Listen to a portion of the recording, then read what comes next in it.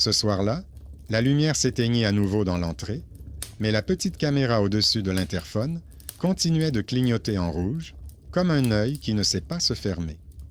Il chercha sa clé à tâtons, se pencha et en trouva une autre sous le paillasson. Plate, sombre, avec des entailles étrangères. Cette clé ne correspondait ni à leur serrure, ni à celle du voisin, mais elle était posée juste devant sa porte, comme si quelqu'un l'avait soigneusement laissée là pour cette famille qui venait de rentrer d'un enterrement. Bonjour à tous. Écrivez dans les commentaires d'où vous écoutez, et je vous souhaite une écoute paisible mais attentive. La maison était ordinaire, grise, avec une entrée qui sentait les chats et les chiffons humides. L'appartement était devenu étrangement silencieux. Il n'y a pas si longtemps, mon père remplissait l'air de bruit. Il réparait les prises électriques, maudissait le câblage, parlait au téléphone avec ses clients. Maintenant, sa veste était suspendue dans le couloir et une boîte contenant des tournevis et des trousseaux de vieilles clés était posée sur la table de chevet. À celle-ci s'ajoutait une clé étrangère trouvée sous le tapis, pour l'instant incompréhensible, mais qui s'imposait avec insistance. Son fils n'était pas resté vivre ici par choix. Auparavant, il louait un petit appartement avec sa femme et son enfant, craignant que le propriétaire n'augmente un jour le loyer ou ne leur demande de partir. Après la mort de son père, le choix était difficile. Soit la famille continuait à payer pour vivre dans un logement qui ne leur appartenait pas, soit elle emménageait dans celui-ci, pour lequel il avait déjà payé pendant des années. La mère a accepté en silence, disant qu'elle se sentait plus tranquille quand son fils était près d'elle. Le désir de ne pas se retrouver sans logement s'est avéré plus fort que l'habitude de l'indépendance. Les premiers jours après les funérailles, l'appartement semblait vivre à moitié. La mère marchait doucement, s'attardait près de la table où se trouvaient les cache-prises de son père et un fil électrique enroulé. Le soir, elle allumait la télévision, mais restait souvent assise devant l'écran noir, la télécommande à la main. Son fils triait les papiers, assurances, reçus, contrats, sur lesquels le nom de son père figurait à côté de noms d'entreprises incompréhensibles. Dans les tiroirs, il trouva un journal intime, un gros cahier à carreaux, dans lequel son père notait non seulement les demandes, mais aussi les anomalies du réseau électrique de la maison. Coupure de courant, plainte des voisins, numéro des sections de câblage. Il a failli manquer la première lettre. L'enveloppe grise sans adresse de retour se trouvait dans la boîte aux lettres parmi les publicités et les factures d'eau. Il ne l'a ouverte que le soir, lorsque le courant a de nouveau été coupé, et il s'est assis dans le couloir à la lumière de son téléphone. Sur la feuille quadrillée, il reconnut une écriture familière. Des lettres avec de minuscules crochets, des lignes légèrement inclinées vers le bas. Son père écrivait toujours ainsi, rapidement, sans lever le bras. La lettre décrivait un épisode qui s'était produit récemment. Une ampoule avait grillé dans la cuisine. Sa mère avait ouvert 3 fois le placard pour en chercher une nouvelle, mais elle avait oublié pourquoi elle y était allée. Le fils avait promis de la changer et était parti travailler. Dans la lettre, tout était raconté, comme si l'auteur était à côté et observait la scène. À la fin, il y avait une remarque grincheuse disant « On ne peut pas faire ça avec l'installation électrique » et une indication très précise de l'endroit où se trouvait l'ampoule nécessaire. L'ampoule se trouvait effectivement à l'endroit indiqué. Le fils a montré la lettre à sa mère. Elle a longuement comparé l'écriture avec celle des cahiers, puis a déclaré que c'était bien sa main. Elle a ajouté que son père aimait plaisanter. S'il n'utilisait pas correctement les prises électriques, il leur écrirait « Depuis l'au-delà ». À l'époque, tout le monde avait ri, mais aujourd'hui, cette plaisanterie prenait un goût amer à côté de l'enveloppe posée sur la table. Ils ont essayé de trouver une explication simple. Ils ont décidé que leur père avait pu écrire plusieurs lettres à l'avance et demander à l'un de ses amis de les envoyer après sa mort. Cela lui ressemblait. Il ne faisait confiance ni au service, ni aux gens, et essayait de tout contrôler. Mais la deuxième lettre a ébranlé cette version. Le soir, le courant fut à nouveau coupé. La caméra au-dessus de l'interphone clignotait obstinément. Le lendemain matin, une seule enveloppe grise se trouvait à nouveau dans la boîte aux lettres. L'écriture était la même. Le cachet indiquait leur quartier et une heure imprécise. À l'intérieur, il était décrit comment la mère, dans la cuisine, passait en revue à voix basse les différentes options. Vendre l'appartement et rembourser les dettes, ou le laisser à son fils et attendre.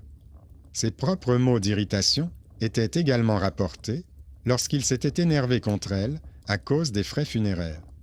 Et encore une fois, des détails concrets, la mention d'un contrat d'assurance dont ils ignoraient l'existence et l'indication d'un dossier dans l'armoire. Il a trouvé ce dossier et a apporté le contrat à la compagnie d'assurance. Ils ont longuement fouillé dans les papiers, mais ont finalement confirmé qu'une partie des frais pouvait être remboursée. L'argent a été versé sur leur compte et pour la première fois, ils ont pu respirer plus librement. La lettre venue, de nulle part, leur a soudainement été favorable. Le père semblait continuer à jouer le rôle d'une personne qui s'y connaît en matière de réseau, mais cette fois-ci, il s'agissait d'un réseau bureaucratique. Le fils a commencé à remarquer des détails communs. Les lettres n'arrivaient qu'après les coupures d'électricité. À chaque fois, la caméra au-dessus de l'interphone restait le seul point lumineux dans l'obscurité. Les cachets indiquaient toujours leur quartier. Au dos de chaque enveloppe, dans le coin, il y avait un petit point écrit au stylo à billes, exactement les mêmes marques que celles que le père avait mises dans son journal, les jours où, selon lui, il y avait quelque chose d'étrange avec le réseau. Les notes contenaient également d'autres informations, des mentions d'accidents nocturnes à la sous-station, des plaintes des habitants, la même formulation « immeuble à problème ». La troisième lettre confirmait la régularité du phénomène. Elle décrivait comment il avait cassé le vieux tiroir du bureau de son père, comment sa mère, voyant les outils éparpillés, s'était détournée vers la fenêtre pour ne pas montrer qu'elle souffrait. Au bas de la page était soigneusement inscrit le numéro de téléphone d'un ancien collègue, ce même homme coriace qui s'était assis un jour dans leur cuisine pour discuter de l'installation électrique. La lettre disait que celui-là devait payer pour le sous-sol. Le fils a appelé. L'homme s'est effectivement souvenu de son père, puis a aidé à recalculer les dettes liées au service public. Il a appelé là où il fallait. Le montant de la facture a diminué de manière inattendue. Ce bienfaiteur inattendu semblait sortir tout droit d'une ligne écrite d'une main morte, mais il agissait de manière tout à fait concrète, grâce à son poste et à ses relations. À chaque enveloppe, le sentiment grandissait que quelqu'un surveillait leur vie, non pas depuis l'au-delà, mais depuis le quartier voisin.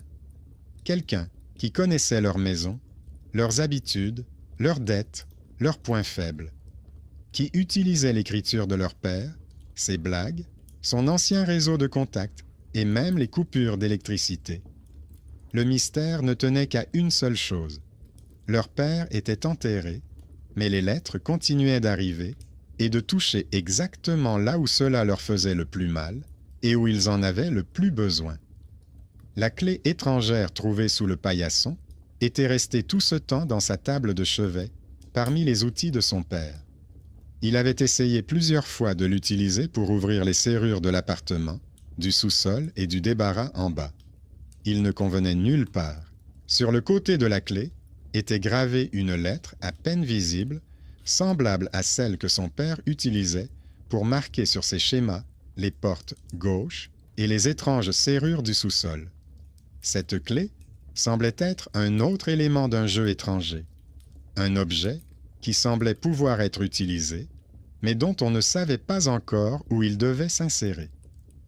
Il commença à tenir son journal à côté de celui de son père.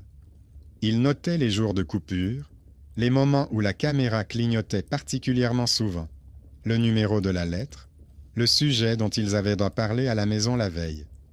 Il collait des copies de reçus, des notes de la compagnie d'assurance, les noms des personnes chez qui on l'envoyait, à partir de la lettre. La liste des observations s'allongeait. Chaque lettre était liée à une erreur quotidienne, à une ampoule qui n'avait pas été changée à temps, à un contrat oublié, à une phrase irréfléchie sur la vente de la maison. Au 5e enveloppe, la peur et la gratitude se sont définitivement mélangées. La lettre contenait ses réflexions sur le fait que l'appartement lui pesait, qu'il était plus simple de tout vendre et de partir avant qu'il ne soit trop tard. La lettre se terminait par une phrase disant que « la maison que l'on distribue par morceaux cesse d'être une maison ». En lisant cela, il comprit que s'il continuait à accepter ces indices, un étranger déterminerait leur vie en utilisant l'image de son père comme un masque commode. La prochaine fois que la lumière s'éteindrait dans la maison, il n'attendrait plus passivement l'enveloppe du matin, mais irait à la rencontre de celui qui, dans l'obscurité de l'entrée, glissait discrètement sous leur porte des lettres après les funérailles et des clés étrangères. La coupure de courant suivante survint, comme d'habitude, au moment le plus inopportun. Dans la cuisine, la bouilloire sifflait. Dans la chambre de l'enfant, un dessin animé clignotait. Dans la salle de bain, la mère frottait les murs avec du détergent. Tout à coup, tout plongea dans l'obscurité et seul un point rouge s'alluma au-dessus de l'interphone en bas. Le fils n'avait plus peur. Il prit cela comme un signal. C'était le moment. Il prit la lampe de poche, celle-là même que son père utilisait pour descendre à la cave, glissa dans sa poche la clé trouvée sous le tapis, enfila sa veste et sortit dans la cour. L'ascenseur s'était arrêté quelque part entre 2 étages. Les câbles gémissaient sourdement dans la cage. Un bruit se faisait entendre dans l'escalier en contrebas. Des pas lourds et un léger cliquetis métallique. Il se plaça légèrement à l'écart du Judas pour ne pas être vu et attendit. Une silhouette petite, avec un grand sac en bandoulière, apparut en bas. La lumière de sa lampe de poche glissa sur la bande réfléchissante de la ceinture, sur une silhouette familière. C'était la factrice que les voisins avaient repris l'habitude d'ignorer. Elle descendait l'escalier à tâtons, s'arrêtant à chaque porte, s'attardant un instant. Sur leur palier, elle posa son sac par terre, sortit une petite lampe de poche, fine comme un stylo, et éclaira le numéro de l'appartement. Puis, elle ouvrit son sac et en sortit une enveloppe grise. Il la regardait poser délicatement l'enveloppe sur le paillasson, la redresser comme une carte de visite et s'apprêter à continuer son chemin. Il sortit de l'ombre et prit la parole, s'efforçant de garder une voix calme. Il expliqua qu'il comprenait. Il y avait un planning, un système de distribution, mais les lettres qui leur parvenaient après la mort de leur père étaient trop étranges. Il lui demanda directement si elle les apportait dans le sac habituel ou si quelqu'un les lui remettait séparément. La factrice n'a pas pris peur.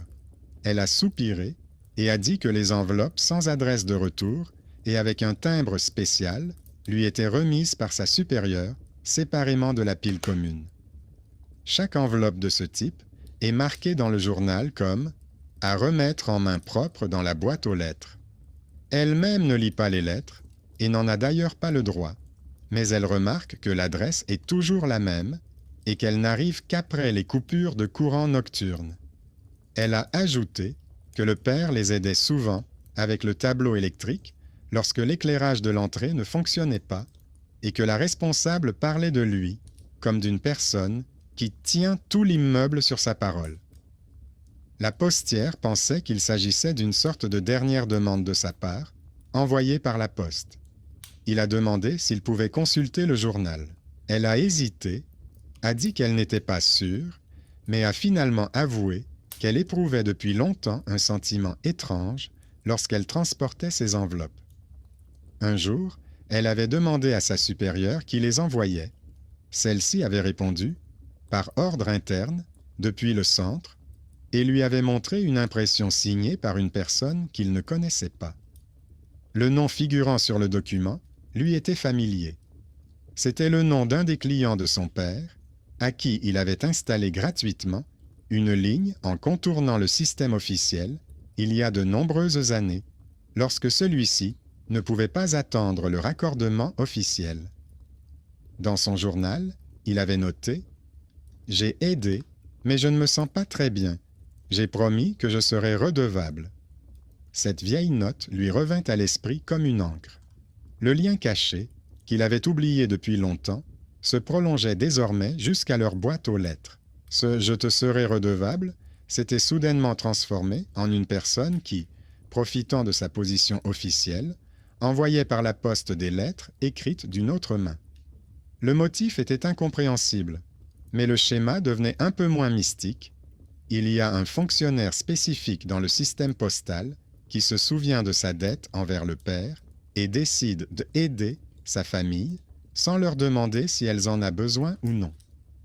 Il a noté le nom de famille donné par la factrice dans son journal. Il lui a demandé de ne plus déposer d'enveloppe sans raison, mais au moins de le prévenir si elle envoyait une nouvelle. Elle a répondu qu'elle ne pouvait pas enfreindre les instructions, mais a promis d'au moins l'appeler lorsqu'une telle enveloppe se trouverait dans son sac. On pouvait entendre dans sa voix la même compassion lasse que dans les paroles de la femme de la compagnie d'assurance. Ils avaient l'habitude d'être les messagers des décisions des autres et non les acteurs.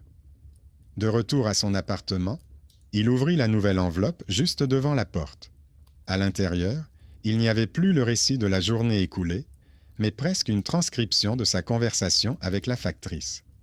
La lettre disait que il ne fallait pas faire pression sur les gens qui ne faisaient que suivre les instructions, et que parfois, la dette n'était pas remboursée à ceux à qui elle avait été promise, mais à ceux qui étaient restés.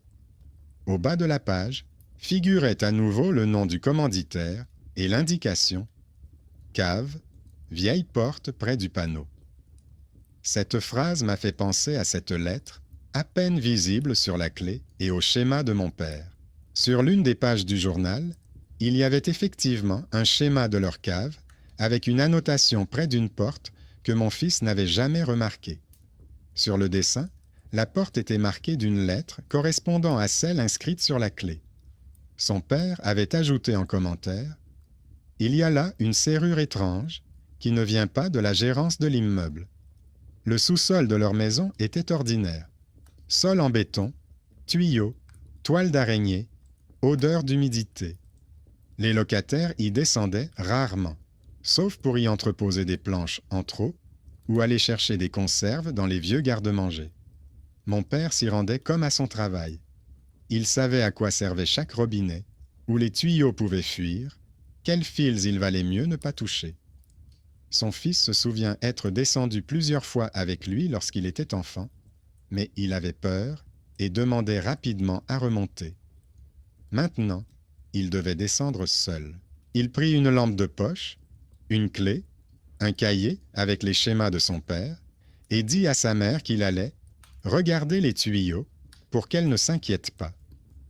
L'entrée sentait le moisi et la vieille peinture. La porte du sous-sol grinça de manière familière, comme dans ses souvenirs d'enfance. En bas, l'air était lourd. La lumière de la lampe de poche éclairait les numéros sur les portes en bois des débarras, les serrures sur leurs gonds, les bouts de vieilles affiches sur le mur. Il marchait en suivant le dessin, tournait à droite, puis allait tout droit jusqu'aux grosses tuyaux de chauffage, puis à gauche vers les panneaux. Le bruit de la ville était étouffé par le béton. La porte que son père avait indiquée sur le plan existait bel et bien. Elle ne sautait pas aux yeux, métallique, peinte de la même couleur que le mur, sans numéro d'appartement. La poignée était usée, la serrure étroite, légèrement au-dessus de la taille. Si l'on ne savait pas qu'elle était là, on aurait pu la prendre pour une partie du mur. Le fils se surprit à penser qu'il n'avait jamais regardé ici pendant toutes ces années. Son chemin avait toujours été guidé par le slogan « Sortir rapidement les poubelles et revenir ». Il sortit la clé marquée d'une étiquette et la glissa dans la serrure. La clé entra trop facilement, comme si elle avait été attendue. Au moment où le métal tourna, quelque part au-dessus de sa tête, au fond de la maison, un relais cliqua doucement et la lumière vacilla dans le sous-sol. Les vieilles ampoules le long du plafond s'allumèrent pendant une seconde, puis s'éteignirent à nouveau. C'était exactement le bruit que l'on pourrait prendre pour celui d'une porte qui s'ouvre toute seule si l'on se tenait debout dans l'obscurité et que l'on tendait l'oreille. La serrure céda, la porte s'ouvrit de l'intérieur, comme si une pression s'exerçait derrière elle. Derrière elle se trouvait un petit couloir technique menant à une pièce. Aucune lueur surnaturelle, juste un espace dans lequel les locataires n'étaient pas venus depuis longtemps. Des murs avec de la peinture écaillée, de vieilles armoires métalliques, des câbles épais qui montaient vers le haut. Sur l'une des armoires, une plaque indiquait le nom de l'ancienne société de service dans laquelle le père avait autrefois travaillé. Près du mur se trouvait un bureau sur lequel était posée une pile de papier, une vieille machine à écrire et une petite imprimante, presque un jouet, relié au tableau électrique par un câble. Le fils s'approcha. Sur la table se trouvaient des enveloppes grises, identiques à celles qui leur étaient envoyées à la maison. Certaines portaient déjà leur adresse imprimée, d'autres étaient vierges.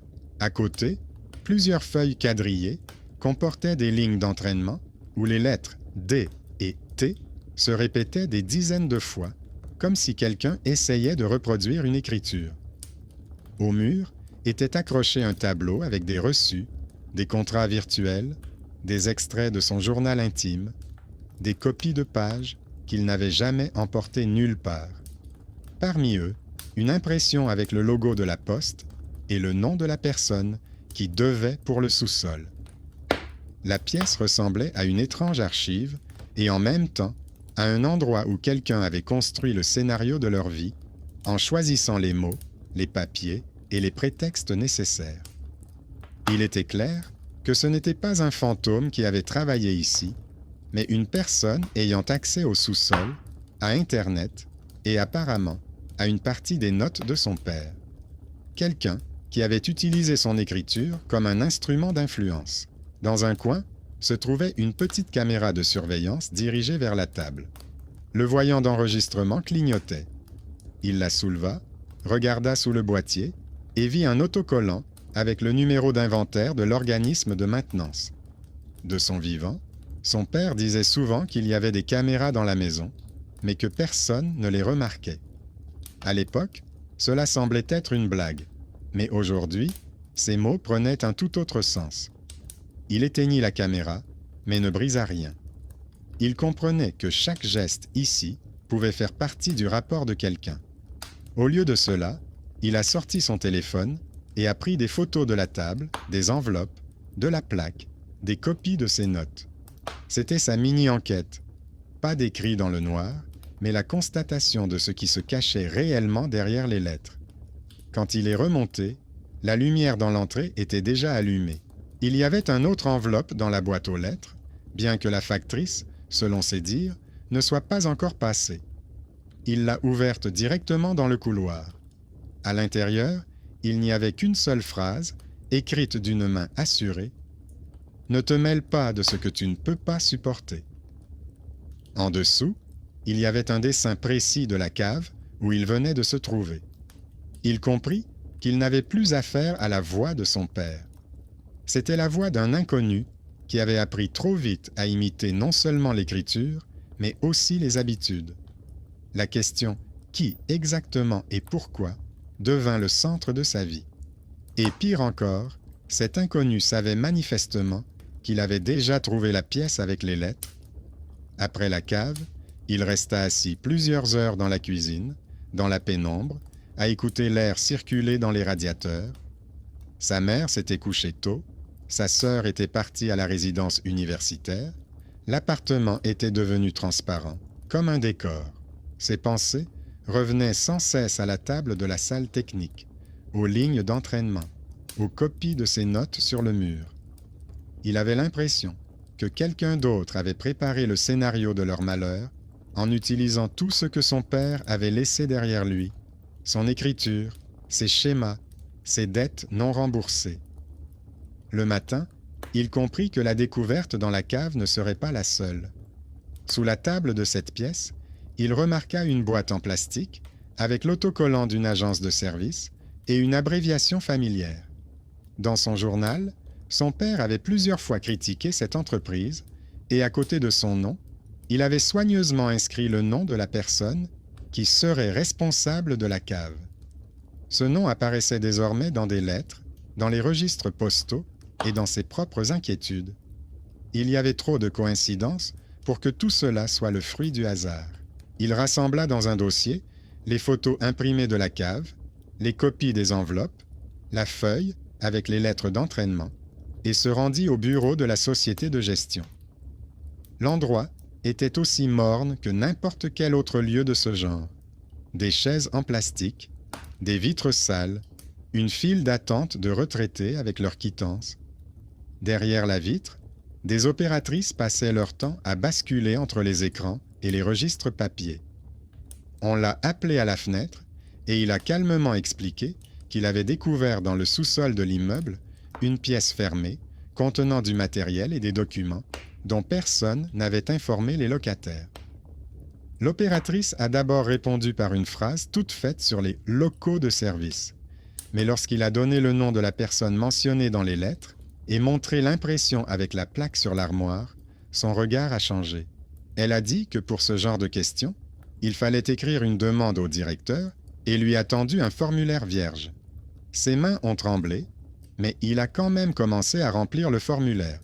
Adresse, objet, demande d'explication sur le statut de la pièce et la légalité du traitement des données des locataires. Pendant qu'il écrivait, une autre employée s'est approchée de la fenêtre, une jeune femme calme avec un badge et un gros dossier dans les mains. Elle a regardé ses papiers, les photos, et a demandé à son collègue sa demande pour clarification. Ils se sont éloignés vers la table, ont chuchoté, puis la deuxième employée est revenue et lui a proposé de s'asseoir un peu à l'écart et d'attendre. Elle a dit qu'elle allait essayer de consulter les registres internes de la maison, même si ce n'est pas la procédure habituelle. Il n'y avait aucune curiosité dans sa voix, seulement une sympathie prudente. Au bout d'un certain temps, elle est revenue avec des impressions.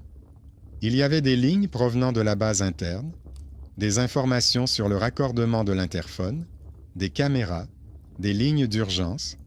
Parmi eux, une note sur cette même pièce au sous-sol. Elle était répertoriée comme Centre de surveillance de la charge et de la consommation. L'organisation responsable était cette même entreprise et la personne responsable était un nom familier tiré du journal. Dans une colonne séparée figurait la liste des appartements connectés au programme de surveillance. Leurs portes figuraient dans les premières lignes. À droite, il y avait une note discrète à la demande du client pour service rendu. Elle expliqua calmement que d'après les documents, tout semblait presque légal. Il y avait une lettre de son père dans laquelle il demandait que leur appartement soit inclus dans le projet pilote de suivi personnalisé et promettait d'aider avec la cave. Son écriture et sa signature étaient conservées dans les archives. Pour le système, cela signifie que les locataires acceptent le traitement des données, la surveillance de leur consommation et le soutien informationnel. Les documents ne précisent pas ce que ce soutien implique exactement. Techniquement, tout est présenté comme un échange mutuel. Le père donne accès au sous-sol et en échange, ils ont droit à une aide et à des réductions.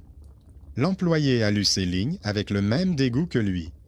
Elle a dit que c'était la première fois qu'elle voyait une telle formulation et que, très probablement, personne aux échelons supérieurs ne contrôlait plus ce projet.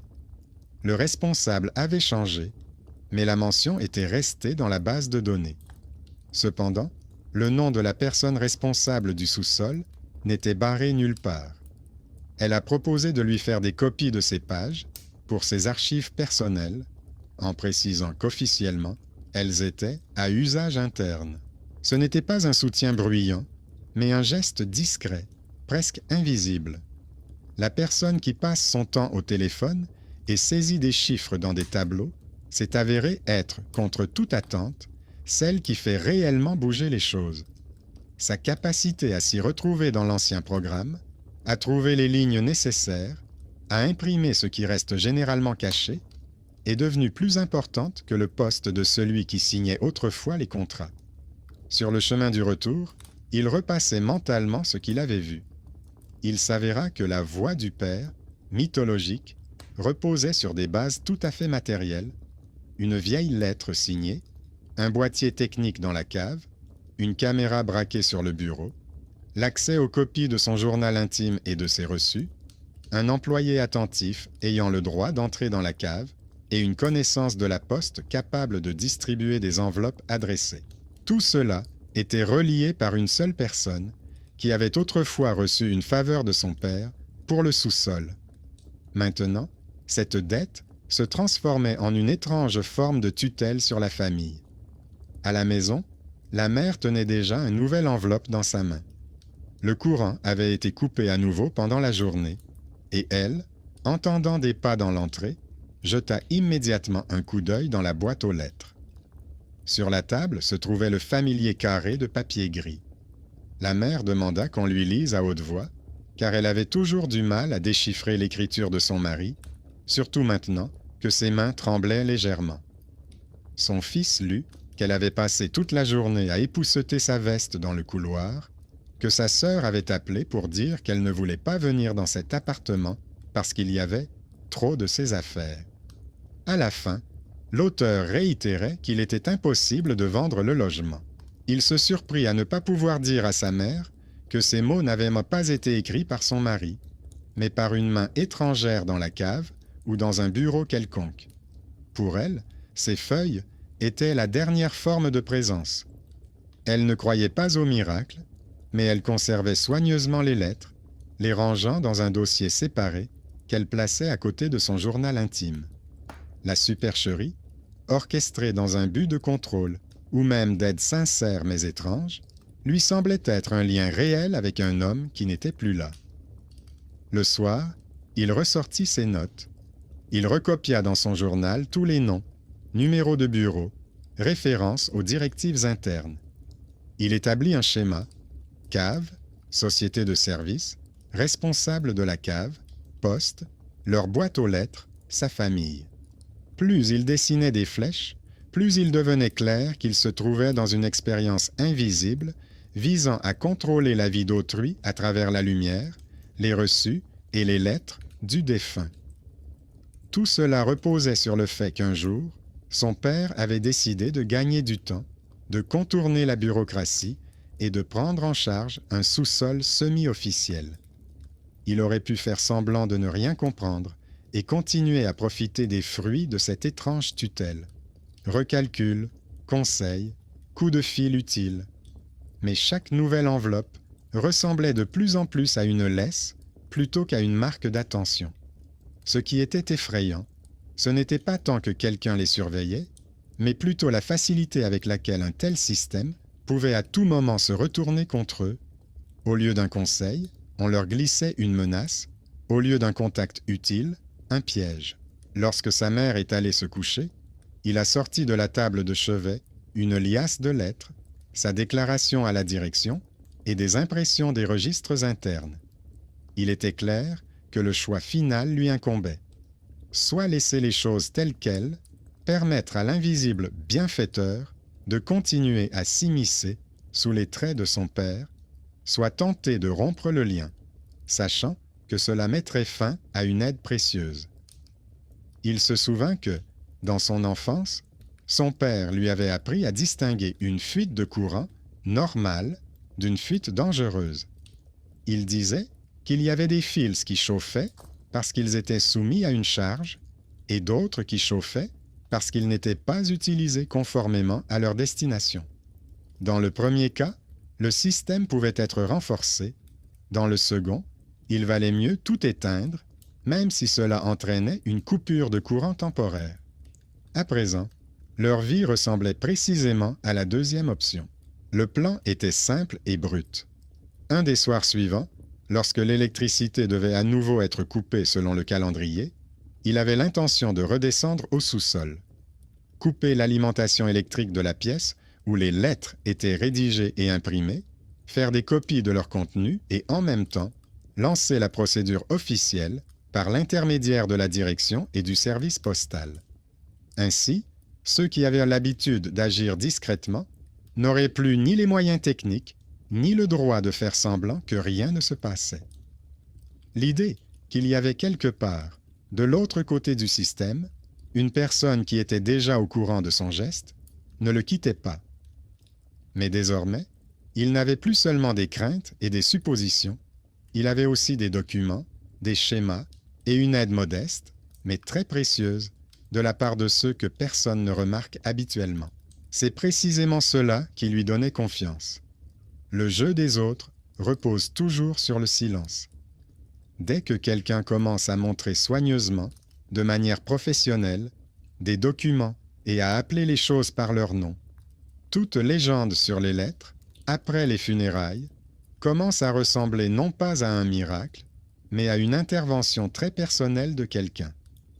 Il n'a pas attendu le prochain rendez-vous prévu. Le lendemain de sa visite à la gérante, il a pris la lampe de poche de son père, un cahier avec des schémas et est retourné au sous-sol pendant la journée, alors qu'il faisait encore jour dans l'immeuble et que l'ascenseur fonctionnait. Il ne voulait pas que tout dépende d'une nouvelle coupure d'électricité, que quelqu'un pourrait utiliser aussi facilement que par le passé. La porte du local technique s'ouvrit avec la même clé. À l'intérieur, ça sentait la poussière et le métal chaud. L'ampoule au plafond brillait faiblement, comme à travers un filtre en coton. La table avec les enveloppes, les feuilles d'entraînement et les copies de ses notes étaient toujours là. Mais maintenant, connaissant les dispositions internes, il ne voyait plus un laboratoire de miracles secret, mais le coin de travail illégal d'un homme qui avait confondu la vie d'autrui avec son propre projet. Il trouva sur le tableau électrique le groupe de disjoncteurs auquel cette pièce était reliée. Sur le schéma de son père, cette partie était indiquée de manière laconique et sans émotion, comme n'importe quel autre nœud technique. À côté, il aperçut le nom familier du responsable. Dans son journal, mon père avait laissé une brève note. « Si tu y touches, coupe d'abord le courant, sinon tu ne t'y retrouveras pas. » Il suivit cette logique. Il éteignit le disjoncteur, attendant le clic caractéristique. La lampe au-dessus de la table s'éteignit. L'imprimante se tut. Le voyant de la caméra cessa de clignoter. Il n'a pas cassé le matériel ni déchiré les documents. Il a simplement rassemblé sur la table tout ce qui concernait sa famille. Les enveloppes préparées avec leur adresse, les feuilles d'entraînement avec la fausse écriture, les impressions de leurs reçus, les copies des pages de son journal intime. Il a laissé le reste tel quel. Il savait que des gens de la société de service, de la direction ou d'un organisme de contrôle pouvaient descendre à tout moment. Qu'il trouve la pièce déconnectée, mais intacte, avec le sac soigneusement plié, qu'il emporterait lui-même à l'étage pour le montrer à ceux qui avaient le droit de poser des questions. Avant de partir, il regarda une dernière fois la plaque avec le nom de l'entreprise et le nom de famille dans le coin. Il n'éprouvait pas de sentiment de victoire. Plutôt un étrange calme, il n'avait détruit la vie de personne, n'avait pas piqué de crise, n'était pas devenu le héros d'un film. Il avait simplement mis fin à la tutelle d'autrui, qui avait depuis longtemps dépassé les limites. Comme on éteint une lumière inutile pour éviter que le câblage ne prenne feu. La suite semblait presque banale. Il apporta le paquet contenant les enveloppes et les copies à la directrice, les joignit à la demande déjà déposée et demanda à ce qu'elle soit enregistrée en tant qu'annexe. La jeune employée, celle-là même qui l'avait aidé avec les impressions internes, a soigneusement agrafé les papiers, apposé un cachet et une mention de réception. Elle a dit que désormais, le directeur ne pourrait plus faire comme si de rien n'était. Les documents avaient été versés au dossier officiel. Il s'est rendu séparément au bureau de poste. Il y avait la même file d'attente de personnes avec des colis et des pensions. Il a attendu son tour, a expliqué que des lettres sans adresse de retour contenant des informations personnelles lui étaient régulièrement envoyées et qu'il demandait une vérification. Il a montré l'une des enveloppes, a indiqué le cachet et la ligne dans le registre de remise que seule la postière avait vu auparavant. La responsable du bureau, une femme austère au visage fatigué, a d'abord essayé de se défaire de lui en lui disant adressez-vous aux autorités de contrôle. Mais après avoir vu la copie de l'ordre interne, avec le nom du responsable, elle a marqué une pause. Elle a demandé s'il était possible de laisser les documents pour vérification et a proposé de rédiger une brève déclaration. Il l'a rédigée, a énuméré les numéros des lettres et a ajouté qu'une partie des informations qu'elle contenait ne pouvait être obtenue qu'en accédant au sous-sol et aux bases de données internes. C'est ainsi qu'un autre acteur discret est apparu dans son histoire. La responsable du service n'était ni une alliée, ni une ennemie. Elle ne voulait tout simplement pas que son rapport révèle un jour que des lettres étranges, imitant l'écriture du défunt, avaient transité par son service. La peur pour son propre poste est soudainement devenue son allié. Parfois, c'est justement ce genre d'intérêt froid pour l'ordre qui apporte plus de bénéfices que le vague souci de la famille de quelqu'un. La réaction ne fut pas immédiate. Pendant plusieurs jours, la vie continua comme avant. Sa mère faisait la lessive, préparait les repas, arrosait les fleurs sur le rebord de la fenêtre. Sa sœur l'appelait depuis l'université pour se plaindre de ses colocataires. Le soir, la lumière s'éteignait à nouveau, l'ascenseur s'arrêtait, la caméra au-dessus de l'interphone clignotait dans l'obscurité. Mais la boîte aux lettres était vide, à part les factures et les publicités habituelles. Pas un seul enveloppe grise. Au début, ma mère était contente. Elle pensait que quelqu'un là-haut avait peut-être entendu ses prières et avait cessé de les tourmenter avec ses lettres. Puis, lorsque le silence s'est prolongé, elle a réalisé que ses feuilles lui manquaient, comme un rituel, comme une occasion de revoir ses lettres familières. Elle sortait parfois le vieux dossier, feuilletait les pages, caressait du doigt les crochets familiers et disait que son mari était encore un peu là.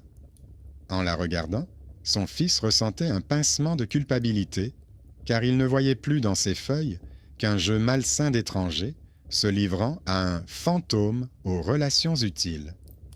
La dernière lettre était arrivée, après qu'il eut coupé l'électricité du sous-sol et déposé toutes les déclarations. Elle n'était pas dans la boîte aux lettres, mais dans la fente sous la porte, quand sa mère et lui étaient rentrés du magasin. L'enveloppe était du même gris, mais légèrement plus rugueuse au toucher, comme si le papier avait été changé à la hâte. Elle ne portait pas de cachet, seulement l'écriture familière de l'adresse. À l'intérieur se trouvait une clé d'appartement ordinaire et une courte note, écrite sans tentative de copier le style de son père, des lettres hésitantes, une légère inclinaison. La note disait que les dettes étaient remboursées et que, désormais, c'était à vous de vous débrouiller. Pas une seule phrase concrète à laquelle on aurait pu se raccrocher juridiquement, mais aucune tentative non plus de continuer à jouer le rôle de père. Il montra cette lettre à la factrice lorsqu'elle monta une nouvelle fois l'escalier. Voyant l'enveloppe sans timbre, elle se contenta de hausser les épaules. Elle a dit que cette fois-ci, il n'était certainement pas passé par le bureau de poste. Son regard était à la fois coupable et soulagé. Elle a avoué qu'après sa visite, la directrice avait elle-même révoqué les directives internes et annulé l'étrange mention concernant leur adresse. Pour elle, cela signifiait moins de paperasse inutile. Pour lui, c'était la fin de la partie officielle du jeu. Une autre personne est également intervenue dans cette dernière affaire. Peu de temps après, il a reçu un appel de la direction qui l'invitait à rencontrer le directeur. Ce dernier s'est exprimé de manière sèche et prudente, s'appuyant davantage sur des documents que sur ses émotions. Il a annoncé que les résultats d'un contrôle interne avaient révélé des violations dans l'utilisation des locaux et des équipements de service, que l'accès aux nœuds dans le sous-sol était limité et que le projet d'accompagnement personnel dans leur maison était clos. On leur a montré un acte stipulant que le local était transféré dans la catégorie des locaux techniques ordinaires, sans droit de traiter les données personnelles des résidents. Le nom de la personne responsable du sous-sol figurait séparément, en raison d'une violation de la procédure. Son fils ne se souciait plus de la nature exacte de la sanction qui lui serait infligée. L'essentiel était que plus personne ne puisse officiellement se cacher derrière la signature de son père. L'appartement fut progressivement réaménagé pour une nouvelle vie. Il jeta la clé étrangère qui se trouvait sous le paillasson. Il garda la clé de la dernière lettre, la suspendant à un trousseau à côté des autres. Elle ne convenait pas aux serrures, mais servait simplement de rappel. Il ne faut pas laisser des étrangers entrer dans votre vie, même s'ils se présentent comme de bons assistants. Il se rendit lui-même au service de gestion des logements, ouvrit un compte à son nom, changea la serrure de la porte d'entrée et commanda une nouvelle carte d'interphone. Tout ce qu'il avait auparavant repoussé, considérant que ce n'était que des détails administratifs, était soudain devenu une affaire dont dépendait leur tranquillité. Sa mère n'a jamais su tous les détails. Il lui a seulement dit que le sous-sol était désormais fermé et qu'il n'y aurait plus d'observation dans le cadre du projet. Il lui a dit que les personnes qui les avaient aidés par courrier avaient fait tout ce qu'elles pouvaient et les avaient désormais laissés tranquilles. Cela lui convenait. Elle continuait parfois à relire les anciennes lettres, mais moins souvent, comme de vieilles cartes postales. Avec le temps, l'écriture a cessé d'être pour elle une voix et est devenue une partie de sa mémoire, comme des photos. Dans l'immeuble, l'histoire s'est entourée de mythes, comme il se doit. Les voisins disaient que le père avait trouvé le moyen d'écrire après sa mort, se souvenait de détails qui n'existaient pas. Il aurait prévenu quelqu'un d'une maladie, conseillé à quelqu'un de se marier, informé quelqu'un d'un incendie à venir. Les gens aiment ce genre d'histoire. La nouvelle génération de locataires écoutait ces récits, comme des histoires d'horreur près de l'ascenseur, et jetait parfois un regard curieux vers leurs portes. Pour eux, le mythe des lettres, après les funérailles, était plus compréhensible que le plan du sous-sol, les règlements internes et le travail minutieux de quelques employés discrets. Ils ne discutaient pas, ils ne montraient pas les copies des actes, n'expliquaient pas comment fonctionnait le centre de surveillance et en quoi l'écriture apprise sur des feuilles quadrillées différait de la vraie. Ils comprenaient que chacun avait sa propre façon de faire face à la mort d'un proche. Pour lui, le document et le plan étaient devenus un soutien. Pour sa mère, ce sont les lettres papier. Pour les voisins, l'histoire d'un homme qui, même après sa mort, continue de tout surveiller. Il n'y avait là ni tragédie, ni injustice particulière, juste des langages différents de la réalité. Le soir, on éteignait parfois aussi la lumière, mais d'une autre manière. L'ascenseur s'arrêtait, l'immeuble se figeait, la caméra au-dessus de l'interphone clignotait régulièrement, sans interruption nerveuse. Il allait à la fenêtre, regardait la cour, où les fenêtres des autres maisons brillaient dans l'obscurité. Il n'y avait plus cette attente qui le tenait auparavant, celle de trouver dans sa boîte aux lettres le courrier envoyé par quelqu'un. Si une enveloppe arrivait, elle ne contenait que des factures, des publicités et, rarement, des cartes postales. Le dossier contenant les lettres de son père était posé sur l'étagère à côté du journal intime. Elles ne s'ajoutaient plus, mais elles ne devenaient pas non plus des déchets. Elles faisaient simplement partie des archives familiales, comme les titres de propriété, les photos de remise des diplômes, les dossiers médicaux. Son père était revenu là où il devait être, dans ses affaires de son vivant, dans ses plans de câblage, dans ses notes en marge et dans ses habitudes, que son fils reprenait désormais, vérifiant lui-même les prises et les compteurs. La justice semblait ici tranquille. Personne n'est venu demander pardon, s'agenouiller, reconnaître à haute voix avoir utilisé le malheur d'autrui comme un moyen d'influence commode. Mais le système qui permettait cela a cessé de fonctionner gratuitement et sans contrepartie. Les personnes habituées à cacher leurs décisions dans les caves et les bureaux ont reçu leurs notes de service. Ceux qui étaient considérés comme insignifiants sont devenus des acteurs clés. Une employée discrète, une factrice, une femme travaillant dans une compagnie d'assurance. Le changement le plus important a été le choix. Désormais, la famille pouvait se tromper à sa manière, payer ses factures à temps ou en retard, se disputer au sujet de la vente de l'appartement, négocier avec les voisins, se quereller et se réconcilier, sans se soucier de ce que dirait la prochaine lettre à l'écriture falsifiée. Le mythe des lettres restait à l'extérieur, dans les conversations dans les cages d'escalier. La réalité se trouvait dans le dossier contenant les documents, dans le silence sans indice et dans le fait que désormais, c'était à eux seuls de décider où ouvrir les portes du couloir de leur propre vie.